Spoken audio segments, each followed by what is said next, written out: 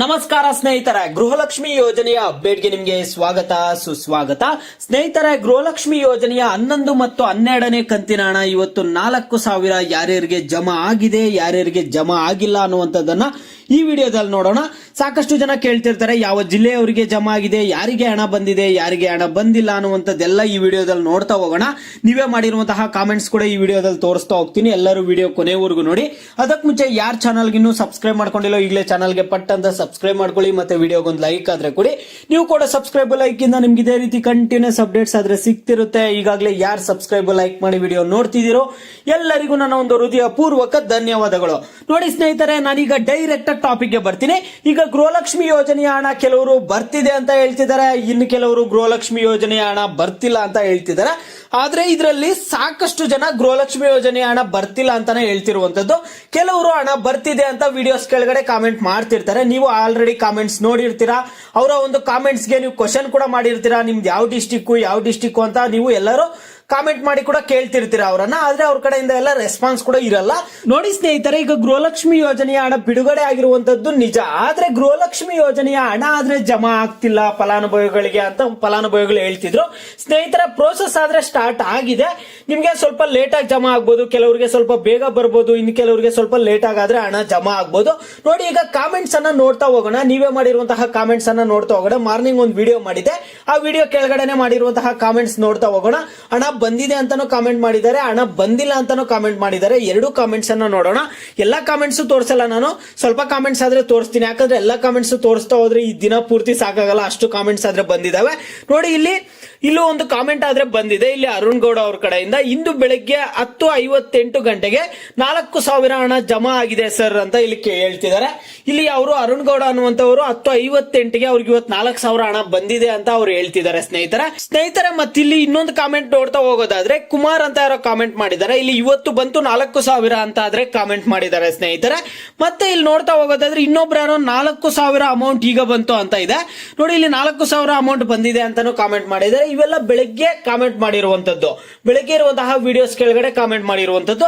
ನೋಡಿ, ನೀವು ಕೇಳ್ಬೋದು, ಈಗ ಹಣ ಬಂದಿದೆ ಅಂತ ಕಾಮೆಂಟ್ ಮಾಡಿರುವಂತದ್ದು ನೀವು ಹೇಳ್ತಿದ್ದೀರಾ, ಹಣ ಬಂದಿಲ್ಲ ಅಂತ ನಾವು ಕಾಮೆಂಟ್ ಮಾಡಿದೀವಿ, ನಮ್ಮ ಬಗ್ಗೆನೂ ಹೇಳಿ ಅಂತ ಸಾಕಷ್ಟು ಜನ ಕೇಳ್ತಿರ್ತಾರೆ.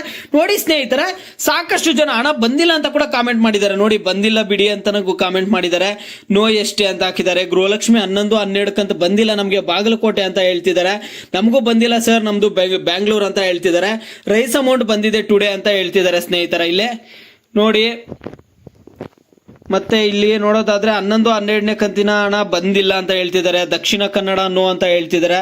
11-12 ನೋ ನೀವು ಅಂತ ಹಾಕಿದ್ದಾರೆ. ಇಲ್ಲಿ ಜಮೆ ಆಗಿಲ್ಲ ಕೊಡಗು ಅಂತ ಹೇಳ್ತಿದ್ದಾರೆ. ನೋಡಿ, ಇಲ್ಲಿ 11-12 ಬಂದಿಲ್ಲ ಬ್ಯಾಂಗ್ಳೂರು, 11-12ನೇ ಕಂತು ಬಂದಿಲ್ಲ Haveri. Hubli district not coming to amount in Hubli. ನೋಡಿ, ನಿಮ್ಗೆ ಇನ್ನೊಂದು ಕ್ಲಾರಿಫಿಕೇಶನ್ ಕೊಡಬೇಕು. ಏನಂದ್ರೆ ನೀವು ಅಲ್ಲೋಗಿ ಯಾವ ಡಿಸ್ಟಿಕ್ ಅಂತ ಕೇಳ್ತಿದ್ದೀರಲ್ಲ.